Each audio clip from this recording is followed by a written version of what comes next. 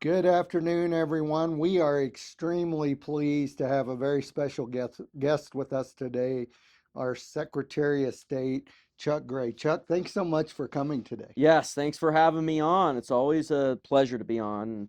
Always a pleasure to be here. So, we're just going to talk to businesses across the state of Wyoming. One of the first things I like to do is, you know, we all go vote for Secretary of State every 4 years. I think probably very few of us actually know what Secretary of State does. We all kind of have the idea that you're very important to business and we must register our businesses every year with Secretary of State. So let's just start out by telling us just kind of from your particular role, what do you do and why should businesses know about the Secretary of State of Wyoming?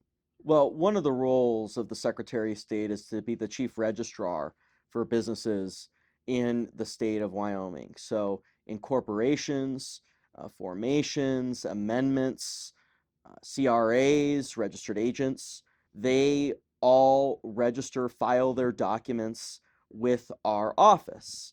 And so we really are involved in helping to grow business, small business. We've passed Delaware now, Dale, as the number one place for businesses to register per capita in the United States. It's a big deal. And we're really proud of the work we do. We're lean, we're efficient, we answer the phones, we provide good customer service, and we do it at a very good value. And so our involvement in terms of growing business derives from that. Also, uh, we oversee the stockbrokers and broker dealers in the state of Wyoming, in addition to our election duties and our duties on the State Loan and Investment Board and the State Board of Land Commissioners, which oversees all the state lands that the state holds. Now, also there's the election duties, and then also the Secretary of State serves as the second in command in the state of Wyoming as the lieutenant governor, because uh, there is no lieutenant governor, but there are 5 states that have the Secretary of State as the second in command, and that dates back to the Wyoming Constitution. Well, that's pretty interesting. So one of the things you brought up was you're the guy in charge of elections. I know that election topics are have been prevalent across our state, certainly across our nation. Um, And so, are you the guy that ensures that elections are safe and sets up the system so that our elections are dependable? And I guess just spend a moment on speaking about how you see all of that, how you see your duty, how you see the future of Wyoming to make sure that we keep our elections safe and dependable. Just give us some of your opinion on that and tell us about some of your role there. Election integrity is very near and dear to my heart. And one of the duties of the Secretary of State, and this is at the front of Title 22, which is the section of state statute, which we often call the Green Books colloquially. Mhm. The election code is Title 22. And at the front of Title 22, it states that the Secretary of State is the chief election official for the state of Wyoming. Now, before becoming Secretary of State, I was a legislator, served Mhm. 6 years in the Wyoming State House. And when I got there in 2017, I just thought we had a lot of work to do on election integrity. At that time, they were trying to move to an all mail in voting system. There was actually a proposal in 2017, the first year I was in the legislature, that would have moved us towards an all mail in voting system. The Senate, there was most likely a majority for that, and the Secretary of State at the time was supportive.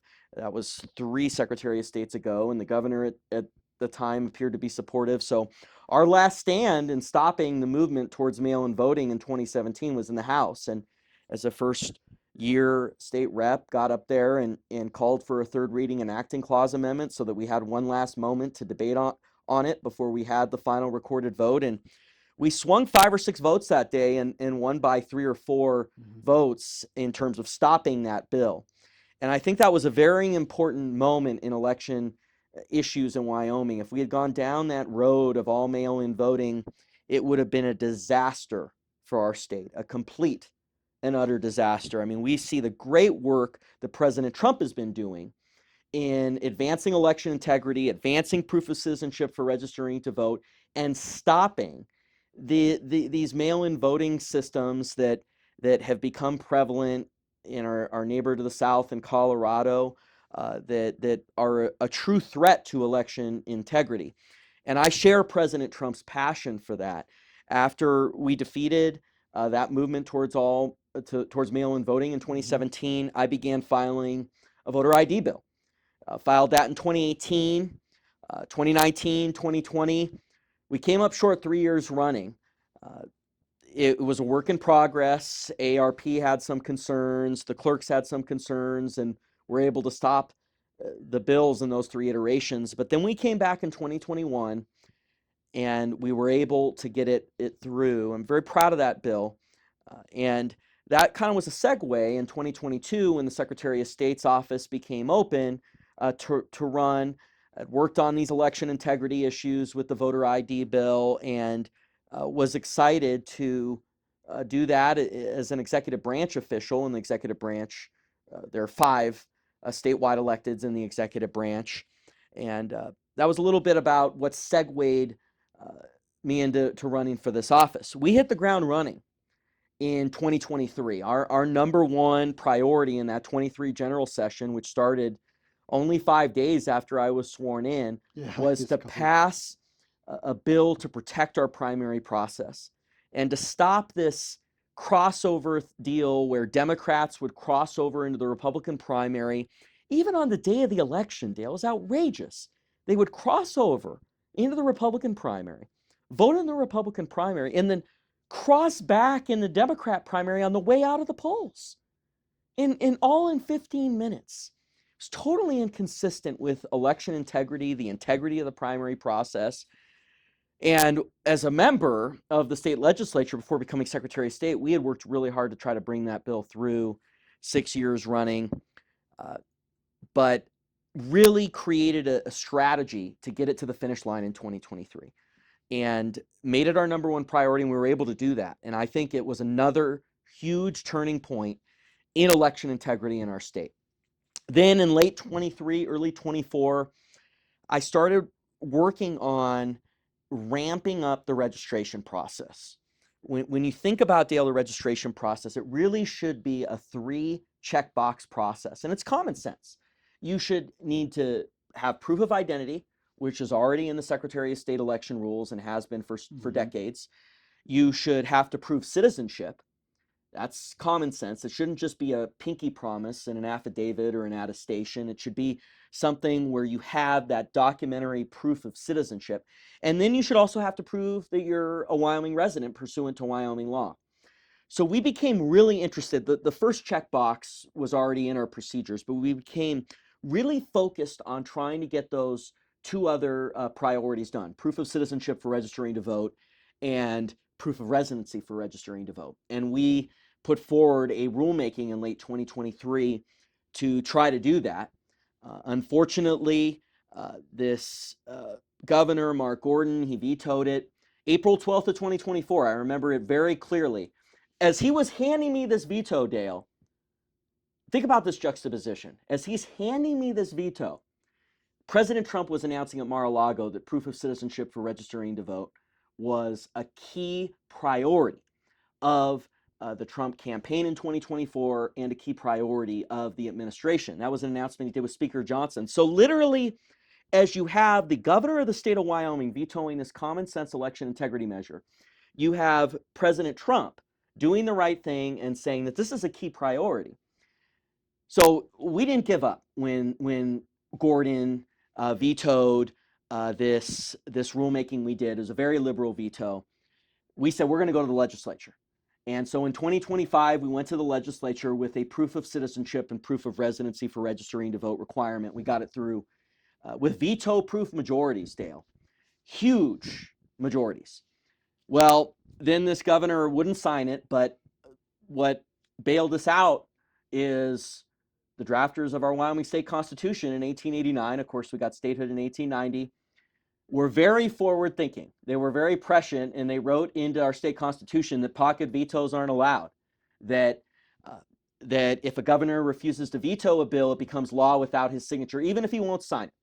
So even though he wouldn't sign this bill, proof of citizenship and proof of residency for registering to vote became the law of the land. We're very proud of that. Over 90% of Americans support this common sense election integrity measure, Dale, and we're going to continue working on these issues, getting rid of the ballot drop boxes and protecting the chain of custody, common sense election integrity measure, banning ballot harvesting.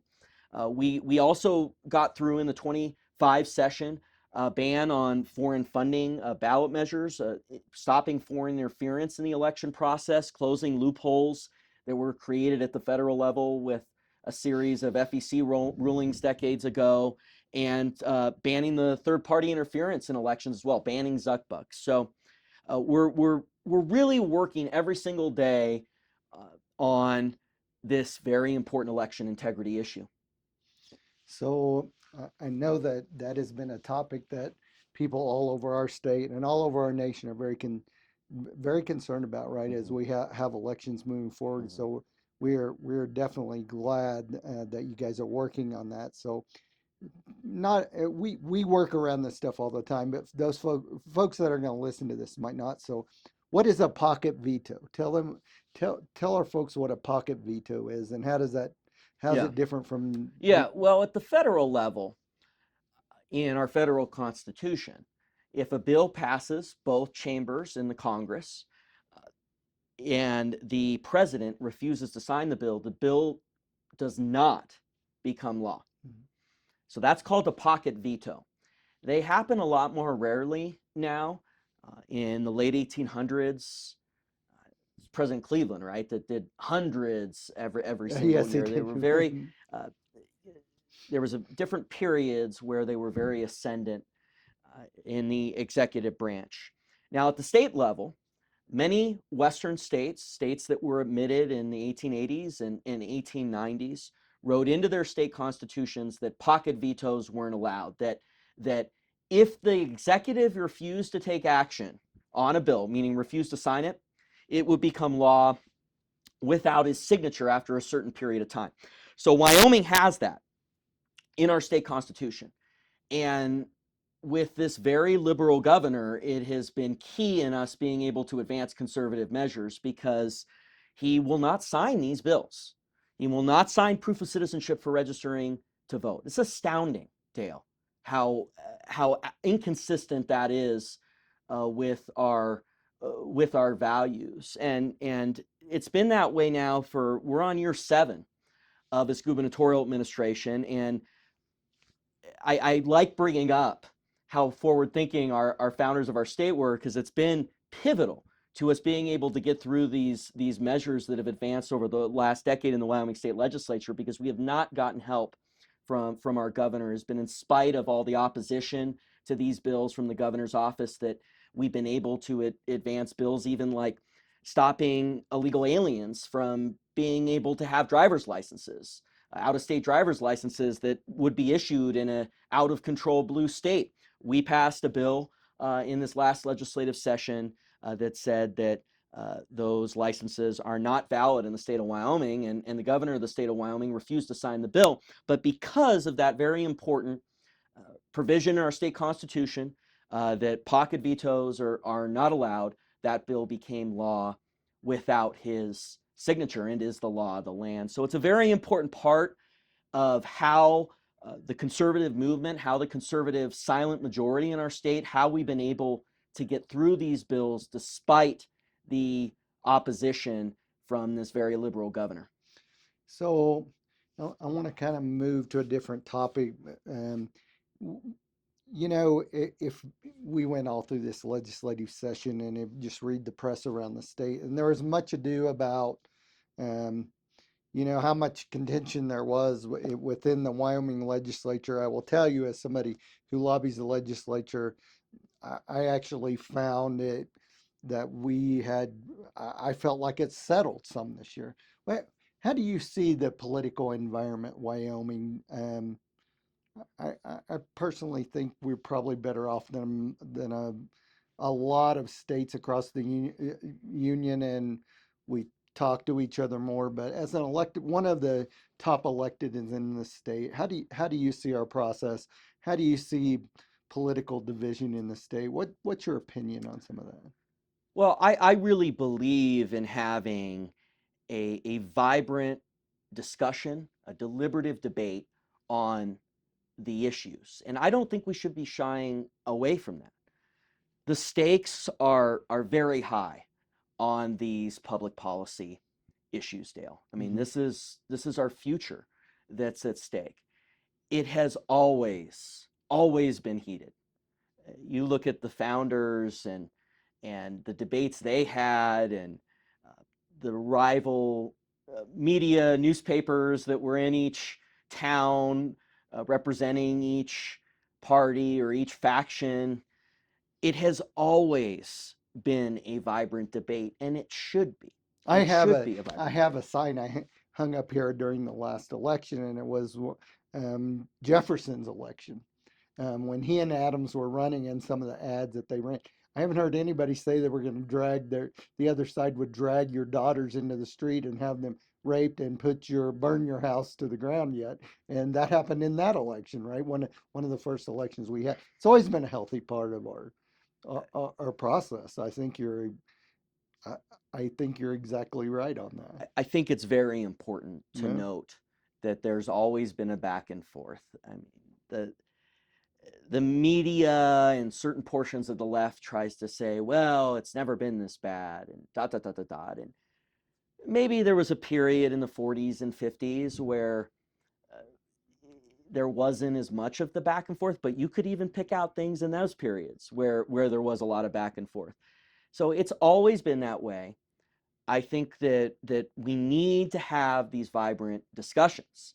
The reality is, as a grassroots conservative, that the media, we're up against the media. The media is consciously, in my opinion, trying to prevent the conservative majority, the will of the conservative majority, from being advanced. So that requires individuals in the public square that are advancing those measures to point out when, say, somebody that claims during campaign period that they're going to be conservative, but then they get to Cheyenne, they get to the legislative session, and they do the very opposite. The media is not going to point that out because they're, in most instances, in my opinion, they don't want these conservative measures. The media, the legacy media, they don't want these conservative measures to go through. So it's very important for conservatives in the public square to point these things out. Now, of course, that leads to accusations of nastiness, or that is not proper, yada yada yada, all the things they do. And the reality is that they try to pressure us, the media, because they know that if they're successful in pressuring us and preventing us from telling what is actually happening here, that's the most likely way that they get their way. So it's so important, as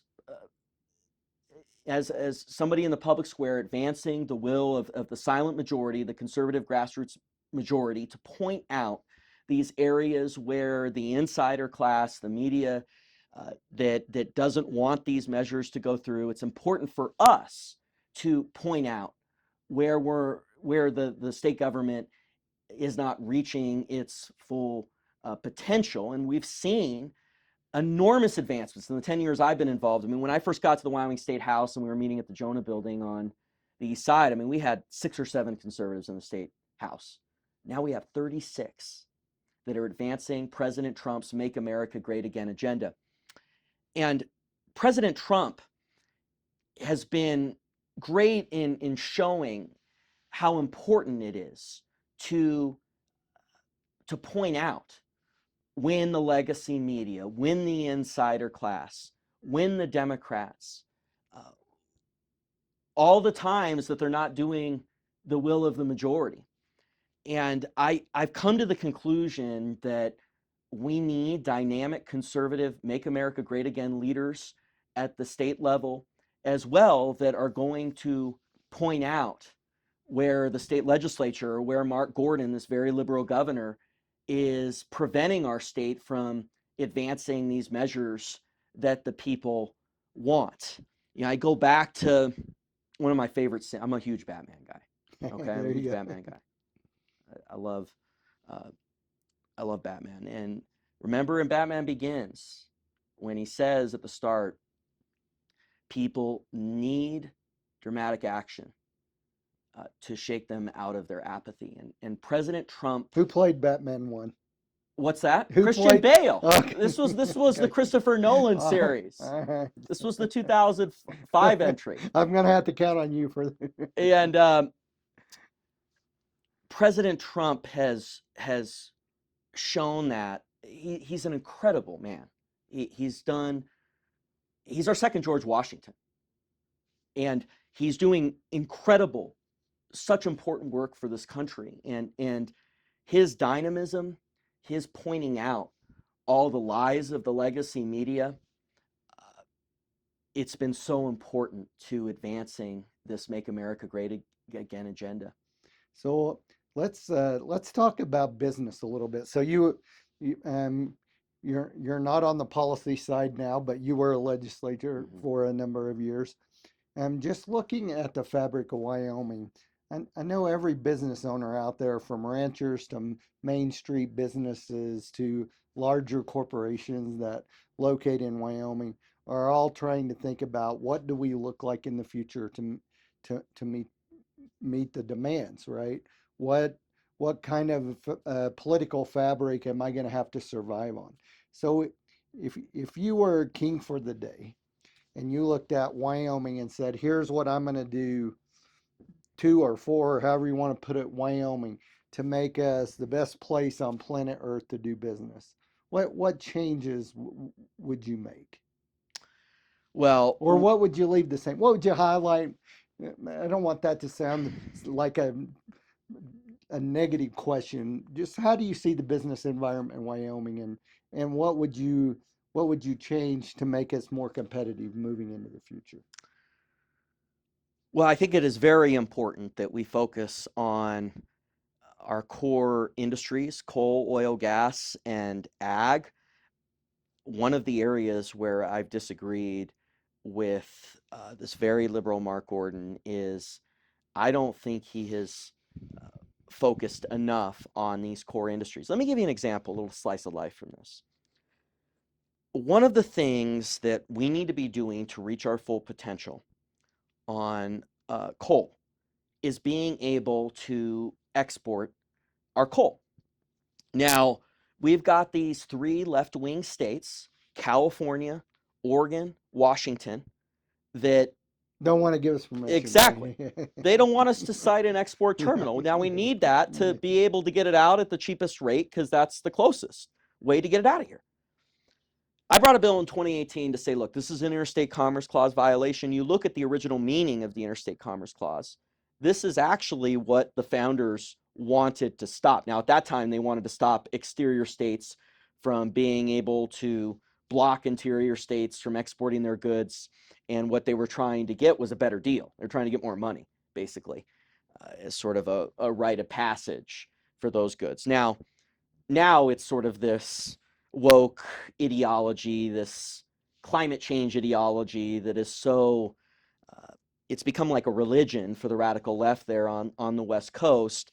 That is why they're stopping us from being able to export our goods. But it's a clear violation of that Interstate Commerce Clause violation that was written in the United States Constitution. So I bring a bill in 2018 to say, look, we've got to do an original jurisdiction lawsuit, which is what happens when a state sues another state, so we can get this into the United States Supreme Court.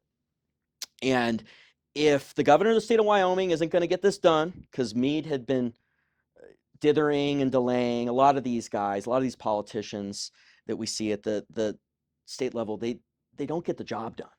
They just they dither and they delay. And at the federal level, pre-Trump, we had the same issue. But Trump pointed out that these politicians weren't getting the job done, and so I've tried to do that here at our state level. Um, they weren't advancing this litigation. Meade wouldn't get it done. Gordon was sworn in. We're in January 2019, and I bring this bill again saying, let's get this done. Gordon vetoes it. We get it through with these veto proof majorities. He vetoes it. Then he proceeds to wait for an entire year to file the litigation until late January 2020. Well, what happened a month later? COVID. So, and it got lost in the litigation system during COVID. A huge part of being an effective public figure is timing. Um, and unfortunately, in defending our core industries, Gordon has lacked timing, time and time again. So there are so many sort of little areas in our core industries where they're under attack, these core industries, and we're not reaching our full potential because the state government is not doing more to defend those industries. At the same time, we need to grow and continue to innovate. And our office, in terms of the one-stop shop to incorporate in the state of Wyoming, we're proud of our work in delivering a lean, a lean government agency. We bring in over $65 million a year. We're one of the few revenue centers in the state of Wyoming, other than Department of Revenue, which I don't think counts. I mean, that we're one of the doesn't count for collecting taxes. we're one of the only ones, Dale. So I'm really proud of that. We basically do 75% of the work Delaware does with 10% of the staff. We have 75% of the work Delaware does. They have 110 people in their business division. We have 11. So we're very lean. We answer the phones, which is part of why we're getting so much business. So part of it, segueing back to your question, is to deliver a really uh, strong uh, but lean government. And that's one thing we need to really be working on in Wyoming. So one of the things that we know is a challenge in Wyoming that businesses all over the state of Wyoming are constantly seeking workforce. And it seems to be a really big challenge for them. And we know that a lot of our kids in Wyoming, um, they end up leaving the state, seeking either jobs or whatever. Any thoughts or opinions on how we work as businesses across the state to help with that workforce challenge and to encourage some of our kids to stay here? We've got to really emphasize the trades, those core industries, uh, strong educational opportunities. I've done a lot of work with Wyotech. I'm huge on Wyotech. Mm. They just launched this new partnership with Kenworth. Now, these diesel technicians that are going to graduate from Wyotech, the Kenworth representatives, they said at this event that was in Laramie 2 weeks ago, they said we want them all. We want to employ all of them. They're going to be making six figures. These diesel technicians.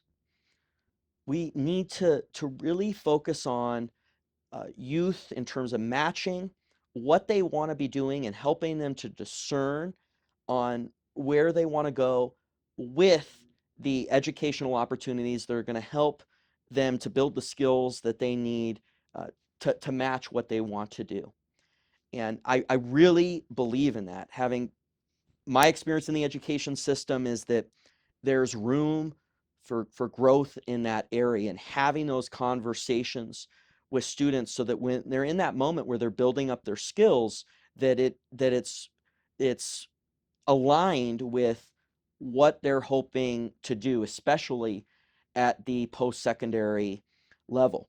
And then we really need to focus on reading, writing, arithmetic. I'm a huge believer in classical education, educational opportunity, educational choice. I believe that a rising tide lifts all boats and improves the entire educational system, including the public schooling system, which is so important in Wyoming, and something that we need to continue to emphasize is supporting the teachers in what they need to be able to advance those priorities. So I'm a huge believer in education across the board at all levels, and innovation in that area as well.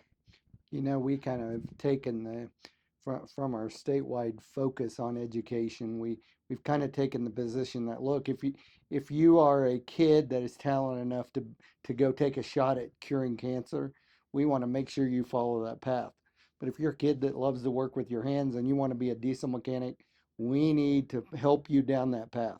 We need to focus more on, for us, we need to focus more on maximizing potential of what kids like to do, and get out of this thing where our, I think over the years in America, our attempt to pinhole kids and shoot them in a certain direction, whether that be the tech fields or that be the, to go to college and get your degree, it has cost us a couple of generations of actually what they could have achieved, because they need to find out what they like to do. And that, my dad always said, if you find out what you like to do, you'll never work a day in your life. So we're, we're trying to do, we're trying to really push that with schools across the state, and for them to like their education, right? And that's the chance of us being able to keep them. Um, Anything else on business that you can think of that say, hey, we need to do this in Wyoming? Um, I think small businesses, they probably feel a lot of regulatory pressure, a lot from the federal level. Um, any ideas for other things that you change across the state? Well, one of the things that I've been focused on as the Wyoming Secretary of State, and look forward to continuing to work with you and getting the word out about this, is we have been attacking fraud big time at the Wyoming Secretary of State's office. We have been uh, focused on reinvigorating a section of the business statutes that allows the Secretary of State to dissolve entities when I deem it to be in the public interest and when there is a fraudulent filing with our office. And we really have no records of that statute being used to dissolve entities before I entered as Secretary of State. But in 2023, we began utilizing that statute to dissolve fraudulent entities, and also beefing it up with a series of measures that we worked to bring through the legislature in the 2025 session. We're very busy in this 25 session because we had this great conservative majority in the House. Obviously, this governor's very liberal, very weak. But with this conservative majority we had in the House, we really wanted to take this opportunity to work to bring through these conservative measures that we have been working a decade on. And many of them we weren't able to bring through with the composition of the legislature. So we brought through a lot of those business integrity measures in attacking business fraud. And if anybody has evidence of business fraud, uh, fraudulent documents filed with our office, or fraud that we can refer to the Wyoming Attorney General, please contact our office. It's very important that we attack fraud I and we know that stop fraud. I know that business really appreciates that, Mr. Secretary. It hits differently across the state. For Cheyenne, hits a little differently. Warren Air Force Base, and of course the Chinese are trying to do things here pretty constantly. And some of the other places in the state, you have suppliers that are frauding small businesses, and they just can't afford that hit. So I'm sure that some people wrote that number down, and I know they appreciate your hard work Yeah, on that. 24/7. And my personal cell is 307-251-1372. Again, 307-251-1372. And that's 24/7. It comes straight to me, no intermediaries. So call or text that as well. Well, we try not to keep these too long, and we greatly appreciate you coming in today, but we always want to give everybody a chance just to take a couple minutes to talk to the businesses of Wyoming. And you can talk to them about Batman or Yeah, fraud or your office, whatever you want to talk to them about. there's But a lot of great lessons in that Christopher Nolan series. I'm gonna A go. lot of great lessons I'm there. gonna go. I probably watched them, but I'm gonna go remind myself which ones those are. Um, but we always like to give everybody an opportunity just to talk to the businesses across Wyoming, and give any good word that you want to give. So, Well, thank you. And always love coming on and visiting the chamber. Would love to continue to work with you on these issues in a real way. I'm all about getting the job done. It's not about talk for me. It's about action and uh, learning. It's a process to get. I think about bills that we passed: the ultrasound bill, which was the first pro-life bill in 30 years; voter ID, which was the first election integrity bill in decades, really since the 70s. The bill to ban the funding of abortion at the University of Wyoming, to stop the funding of abortion at the University of Wyoming. Um, Measures that have brought us a legislator to control expenditure, to stop growth of expenditure, uh, closing our primary and having integrity in the primary process, to stop this crossover voting that was plaguing our primary, or proof of citizenship or proof of residency for registering to vote. And the coal issue, exporting our coal, as another bill that got through the legislature. All those bills came out of discussions with Wyomingites. And so I really believe in having those discussions, having town halls, having that communication, and then taking action once you've discerned the action that needs to be taken, and not just talking during campaign period like these many of these cheap politicians, but they use these, a lot of these politicians use these outworn slogans and never get anything done.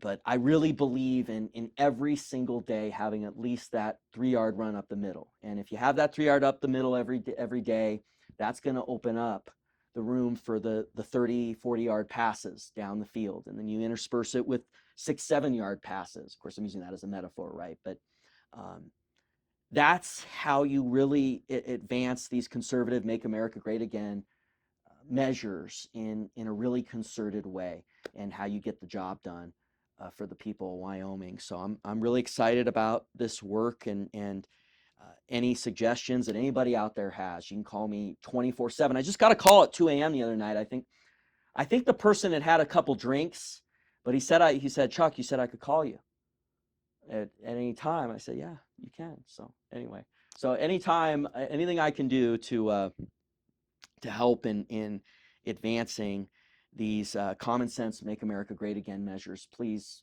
let me know. We will do it, and I hope our audience doesn't go out and drink a few beers and give you a call at 2 a. We would not encourage that, Mr. Secretary. Well, I'm always available. Everybody needs their sleep, and you do too. So we appreciate that very much. It's And 24/7. I always tell people 24/7, 365. But thanks, Dale, and would like to talk with the chamber a little more on some of the things we're doing on attacking business fraud. Like to maybe give a presentation on that. There's a number of things that we've advanced, and would like to lay those out, continue to lay those out. Did a little bit of that today, and please let me know any feedback. we'll certainly do that. And goodbye for now, everyone. Have Yes, a good week, and hope everyone has a prosperous month. thank you.